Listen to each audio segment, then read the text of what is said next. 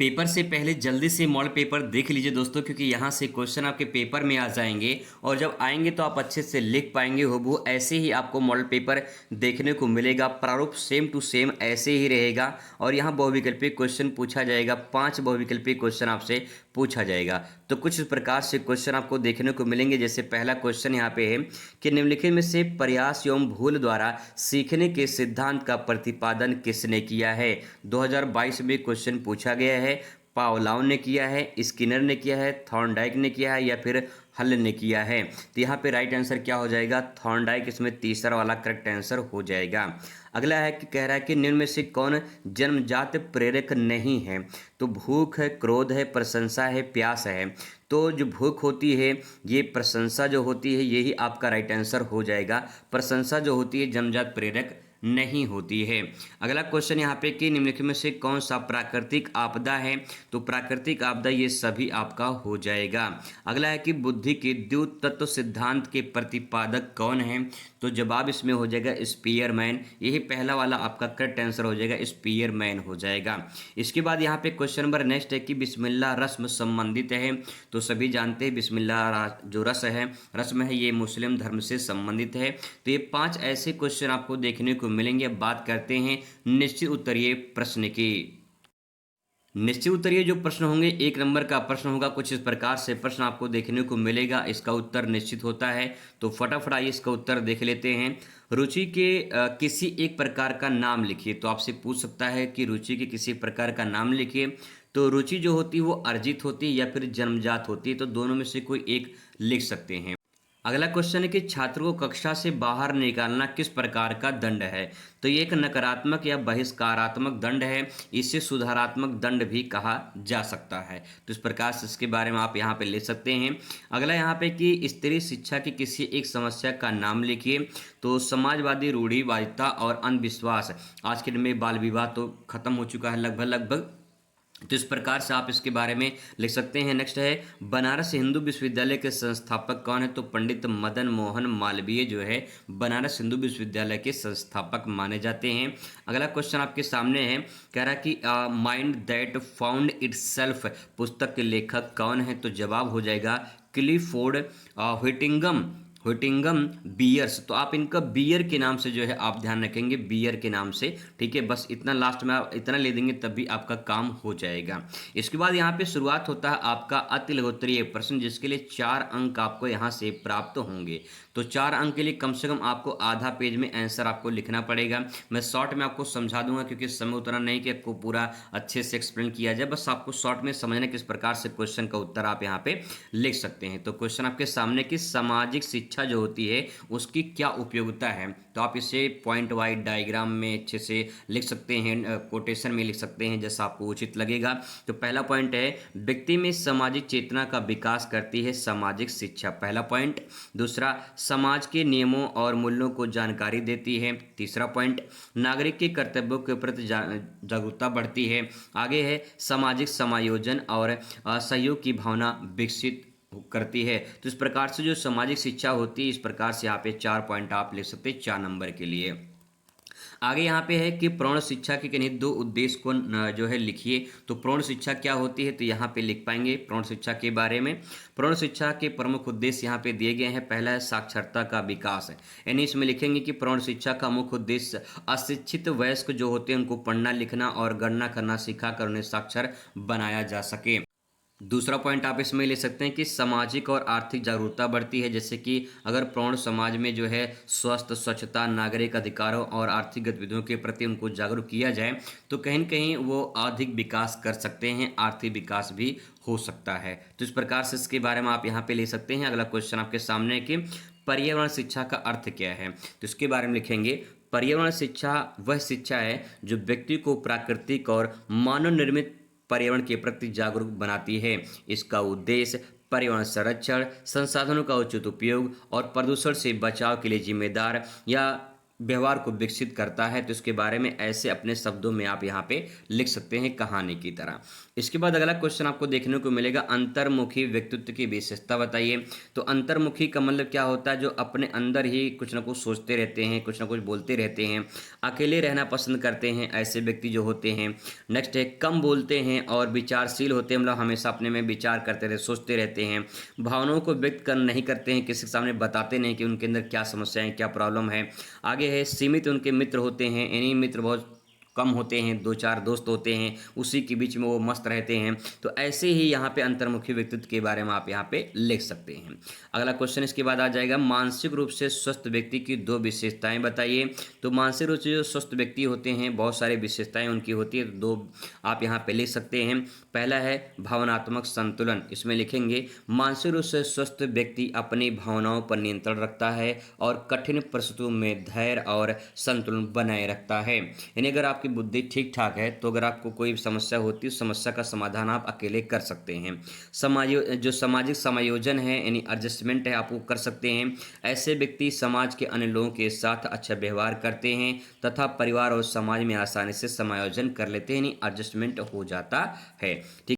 अगला प्रश्न यहाँ पे कि नैदानिक उपलब्धि परीक्षण क्या है। तो आप इसमें लिखेंगे नैदानिक उपलब्धि परीक्षण वह परीक्षण है जिसके द्वारा छात्र की सीखने की उपलब्धि में मौजूद कमियां, कठिनाइयां, जो कमजोरियां होती है, उसके पक्ष को पता लगाया जा सकता है। इसका उद्देश्य अंक देना नहीं बल्कि यह जानना होता है कि छात्र कहाँ और क्यों गलती कर रहा है। यह परीक्षण शिक्षण अधिगम प्रक्रिया के अधिक प्रभावी बनाने में सहायक होता है। यानी अगर सिंपल भाषा में इसको कहा जाए तो जैसे कि आपके स्कूल में टेस्ट होता है, ठीक है, जो आपके मास्टर होते हैं टेस्ट लेते हैं, तो टेस्ट में कोई गलती होती है तो वो बताते हैं कि ये गलती आपने किया है, इसको सुधारिए। तो वही आपका नैदानिक उपलब्धि परीक्षण हो जाता है। इसके बाद यहाँ पे लघु उत्तरीय क्वेश्चन आ जाएगा। लघु उत्तरीय क्वेश्चन जो है आपको यहाँ पे 6 अंक देकर जाएगा और एक पेज में आपको उत्तर लिखेंगे, तब जाके पूरा अंक आपको प्राप्त होगा। कुछ इस प्रकार से प्रश्न आपको देखने को मिलेंगे। आइए इसका उत्तर देखते हैं।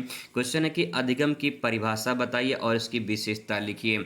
तो अधिगम क्या होता है, इसकी जगह पे सीखना पूछ सकता है कि सीखना क्या होता है। तो इसमें लिखेंगे अधिगम या सीखना वह प्रक्रिया है जिसके द्वारा अनुभव या अभ्यास परिणाम स्वरूप व्यवहार में अपेक्षाकृत अस्थायी परिवर्तन आता है। कहने का मतलब ये है कि जब कोई चीज़ आप सीखते हैं तो आपके लाइफ में, आपके जीवन में कुछ न कुछ परिवर्तन होता है, यही परिवर्तन अधिगम या सीखना कहलाता है। ठीक है।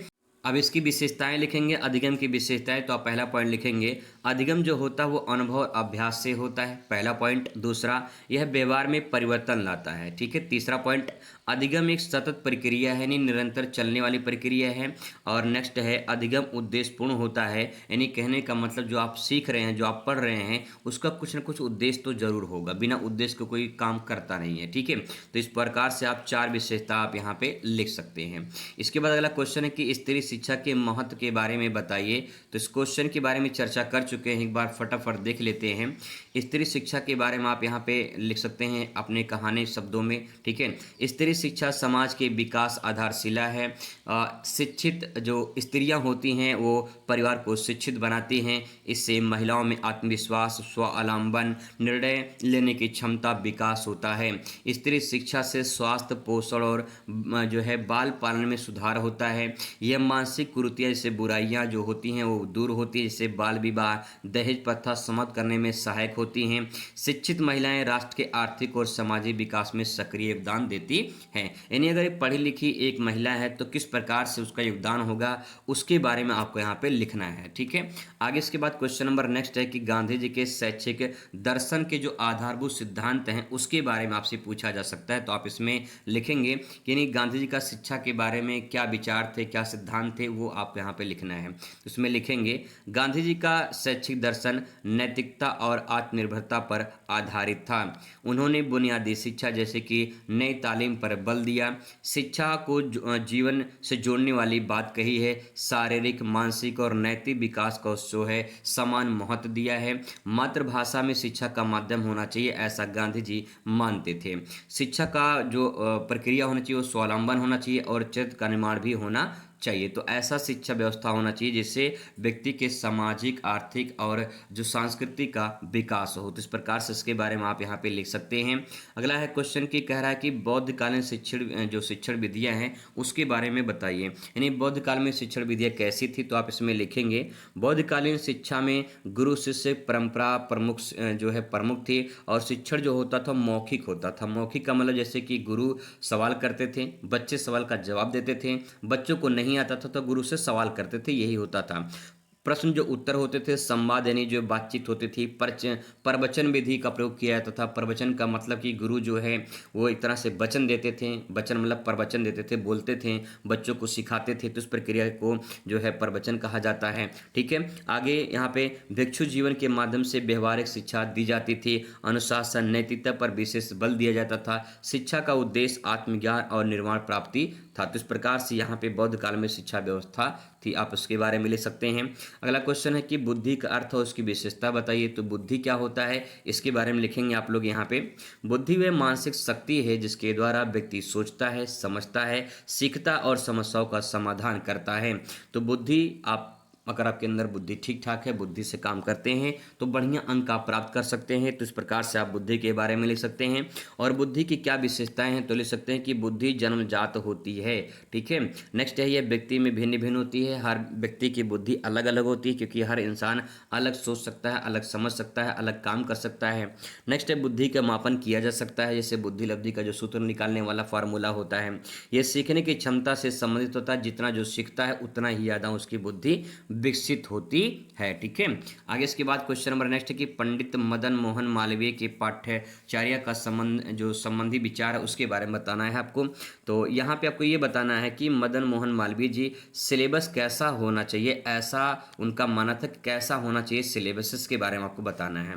तो महान शिक्षाविद पंडित मदन मोहन मालवीय ने जो शिक्षा के पाठ्यचर्या है यानी पाठ्यक्रम है उसके बारे में कहा कि व्यापक हो, उपयोगी हो और राष्ट्रीय भावना से युक्त बनाने पर बल दिया है।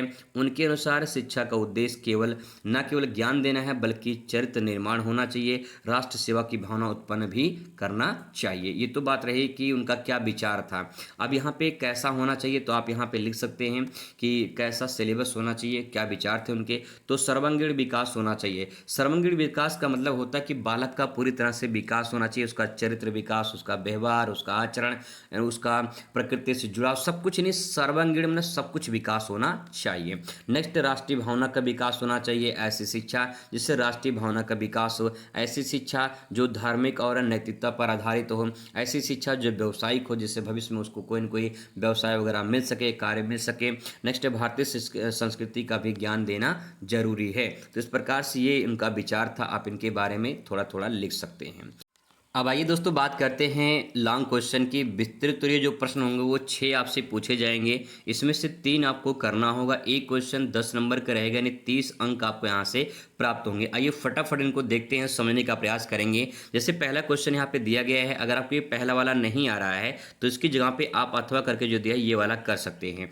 चाहे आप ये वाला करिए, चाहे आप ये वाला करिए, दोनों में से कोई एक करना होगा। ऐसे ही 20 नंबर में से कोई एक करना होगा, ऐसे 21 नंबर में से कोई एक करना होगा। ठीक है, आइए एक एक करके देखते हैं यहाँ पे। तो 19 नंबर क्वेश्चन है कि रुचि का अर्थ क्या है, इसके विषय वस्तु में रुचि उत्पन्न करने की जो विधियां हैं वो आपको यहाँ पे बताना है। तो रुचि के अर्थ के बारे में पहले आप यहाँ पे लिखेंगे, रुचि किसे कहते हैं। रुचि वह मानसिक अवस्था है जिसमें व्यक्ति किसी कार्य, वस्तु, विषय वस्तु के प्रति आकर्षक लगाव, आनंद का अनुभव करता है।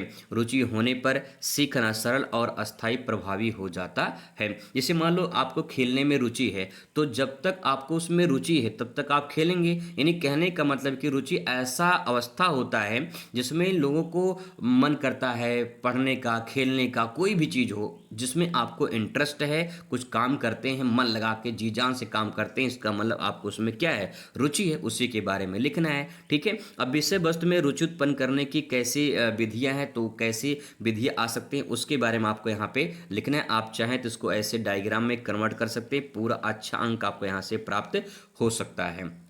तो जैसे यहाँ पे लिखेंगे, पहला पॉइंट है कि विषय वस्तु में रुचि उत्पन्न करने की विधियां में पहला है जीवन से संबंध जोड़ना। जीवन से संबंध जोड़ने का मतलब ये है कि विषय को दैनिक जीवन के उपकरणों से जोड़ना होता है, ताकि जो है बच्चे अपने जीवन से जोड़कर उसे पढ़ सकें, अच्छे से समझ पाएं। ठीक है। नेक्स्ट, उपयुक्त शिक्षण विधियाँ, यानी ऐसा शिक्षण विधि होना चाहिए जैसे प्रश्नोत्तर वगैरह, चर्चा, गतिविधि या फिर प्रैक्टिकल वगैरह जो होते हैं वो सब जो है उस पर आधारित शिक्षण होना चाहिए, ताकि उनको इंटरेस्ट आए, खेल खेल में पढ़ना चाहिए, है ना। ऐसे आगे यहाँ पे शिक्षण जो सहायक सामग्री होती है, जैसे चार्ट, चित्र, मॉडल पेपर, वीडियो, इन सब का प्रयोग करके बच्चों के अंदर इंटरेस्ट लाया जा सकता है।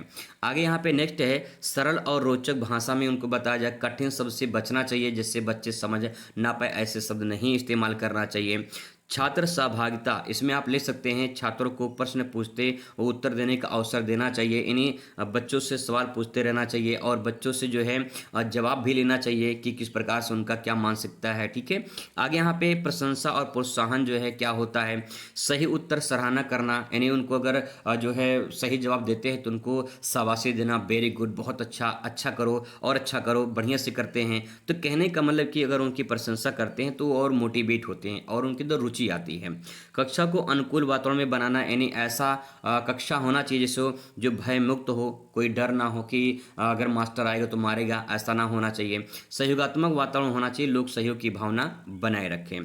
पूर्व ज्ञान से जोड़ा जाना और पूर्व ज्ञान का आधार जो है वो नए विषय से पढ़ाना होना चाहिए, जैसे कि आप जो पढ़ रहे हैं वो पुराने ज्ञान से रिलेट करना चाहिए, है ना। जैसे मान लो आप 11 में पढ़े हैं तो उससे कुछ संबंधित 12 वाला होना चाहिए, ऐसा ज्ञान तो आपको कहीं की रुचि होगी, इंटरेस्ट होगी, तो इस प्रकार से आप इसके बारे में लिख सकते हैं। अथवा करके जो क्वेश्चन दिया है कि प्रेरणा का अर्थ क्या है, सीखने में क्या भूमिका है, प्रेरणा की जगह अभिप्रेरणा पूछ सकता है, मोटिवेशन की बात हो रही है, कहने का मतलब ये है। ठीक है। तो उसमें लिखेंगे प्रेरणा वह आंतरिक, वह बाह्य शक्ति है जो व्यक्ति को किसी कार्य करने के लिए प्रेरित करती है। यानी मोटिवेशन चाहे आपके अंदर से हो या बाहर से हो, वो किसी काम को करने की प्रेरित करती है। पहला पॉइंट हो जाएगा इसकी परिभाषा। अब यहाँ पे लिखेंगे कि सीखने में प्रेरणा की क्या भूमिका है, तो आप इसमें लिखेंगे प्रेरणा सीखने की प्रक्रिया को गति देता है।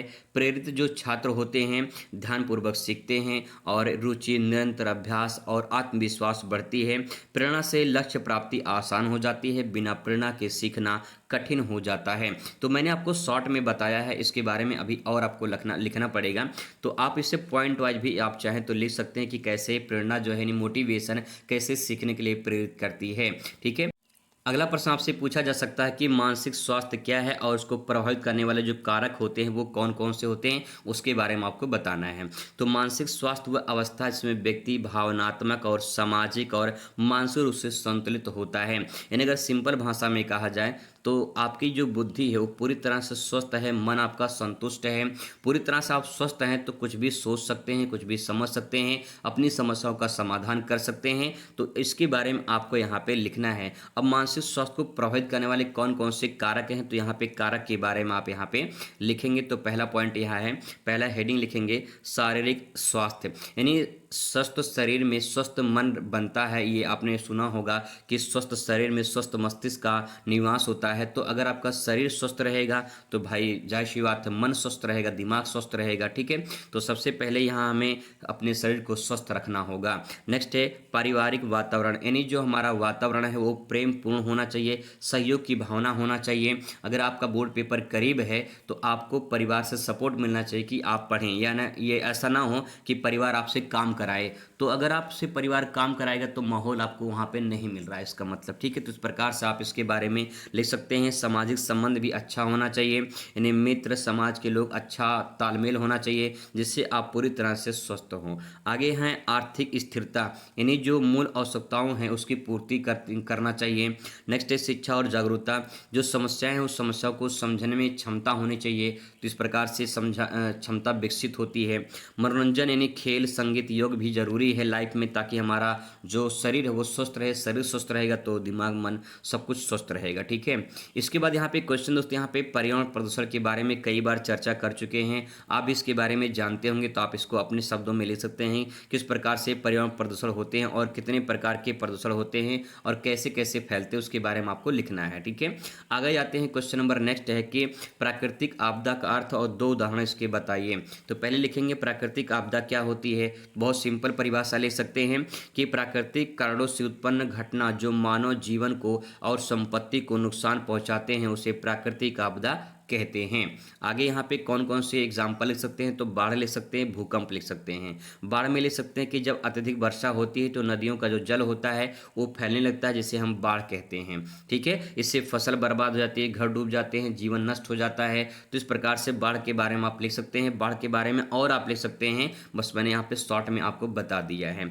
भूकंप की बात करें तो भूकंप पे आप लिख सकते हैं कि पृथ्वी की सतह में अचानक जो कंपन होता है उसी को भूकंप कहा जाता है। इससे इमारतें गिर जाती हैं, जनधन का भारी नुकसान होता है। तो इस प्रकार से इसके बारे में लिख सकते हैं। 2 एग्जाम्पल पूछा गया है। ठीक है, तो ऐसे दोस्तों सारे क्वेश्चन आप यहाँ पे कवर कर सकते हैं। बहुत ही इंपॉर्टेंट क्वेश्चन है, आप इन्हें जरूर तैयार कर लीजिए, आपके पेपर में ऐसे आ सकता है। चलिए, best of luck, thanks for watching.